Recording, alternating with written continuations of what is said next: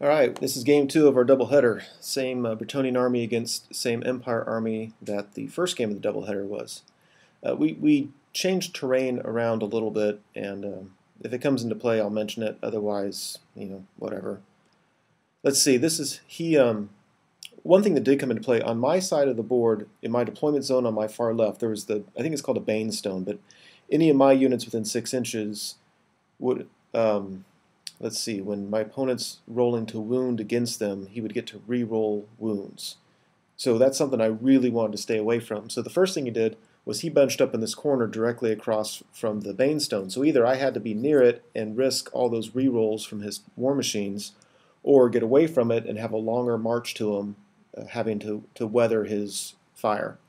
So that was pretty significant. So here in the corner, he's got a cannon on the hill, his 14 crossbows and outriders, swordsman with level 1 wizard behind him, detachment out front, halberds with detachment in front, mortar behind, the rocket battery next to that. There's an engineer, there's a cannon, handgunners, and then his knights of the White Wolf.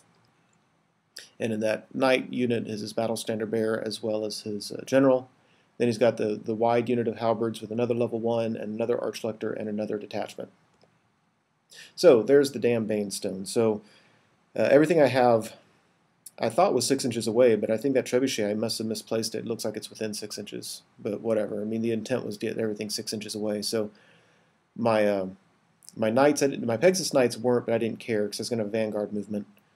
The trebuchet, archers, men-at-arms with my battle standard bearer, my general. I put my prophetess and the stubborn paladin in with the questing knights this time, and then my Pegasus knights way in the far right. So there's vanguard movements. He got the first one, so he grabbed that wall, and we're just up, as you can see. So go to Empire turn 1. Takes his attachments and throws them out there to just kind of slow me down and be able to redirect. Otherwise, really, there's not a whole lot going on.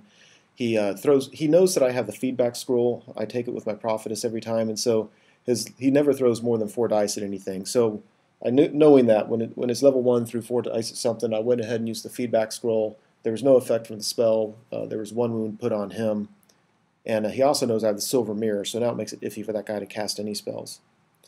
So shooting phase, and of course a template takes out half a unit. And we go to Brett turn 1. So I'm just rushing up really as much as I can. Here I decide not to charge the outriders because they would have got a stand and shoot, and I did not need that. So I figure I'll just fly over their head. He'll get to shoot me with his crossbows. He may try with his cannon. Either way, I'll take my chances.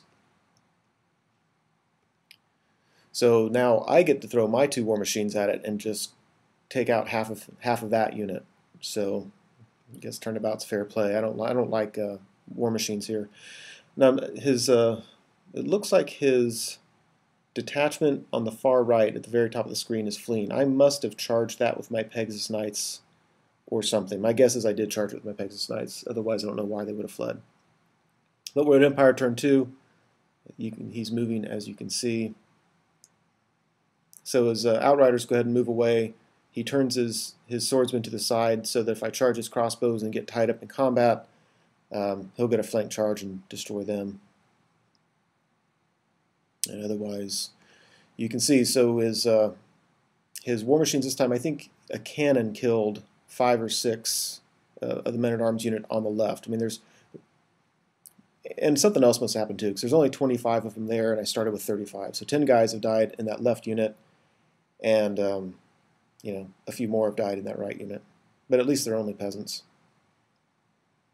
Otherwise, you can see everything going on here. One thing that happened with his wizard that I just showed, I think the reason I took a picture of it is because he miscast, and the result of it was that he lost a wizard level, and so now he's no longer a wizard.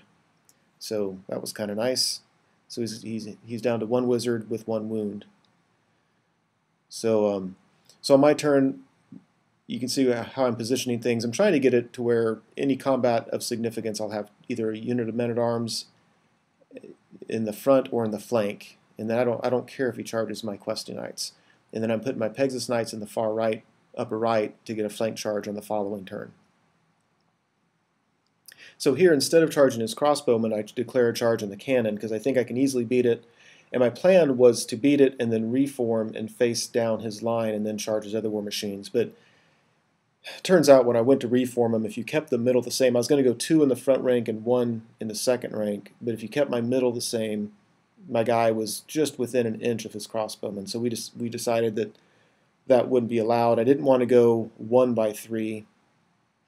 I don't know why. Maybe I should have gone 1 by 3. Anyway, what I decided to do was just to fly off the board, just so I didn't risk a counter charge by his swordsman.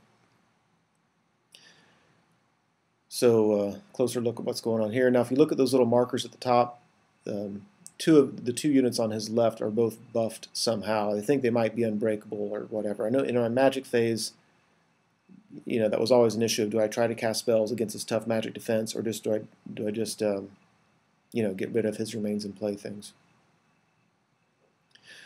So Brett turn 2. I go ahead and take my my trebuchet and whittle this unit down. This is one it's not an immediate threat, but it kind of is, because it could come in for a flank charge if we get held up in battle to the right of this. So I thought it made sense to go ahead and weaken them a little bit. And we go to Empire turn 3. So his on the upper right, his unit of halberds charges my questing knights. I'm completely happy with that. His knight unit charged my men-at-arms with spears, and I decided to go ahead and flee because I really thought that because that unit was so depleted that he would be able to break him in combat, and if he did, he could overrun and get a charge into all my characters. And so that was, that was not advantageous, obviously. So I go ahead and decide just to flee with them. And I think he tried to redirect and then failed the charge. I think that's what happened there. So there's a closer look at that combat. I'm not going to break him because he's going to be stubborn, but I'm not worried about losing it either. And here you can see he's just kind of bunching up so that when my Pegasus Knights come back on the board, his swordsman can be there to keep them from charging things he doesn't want charged.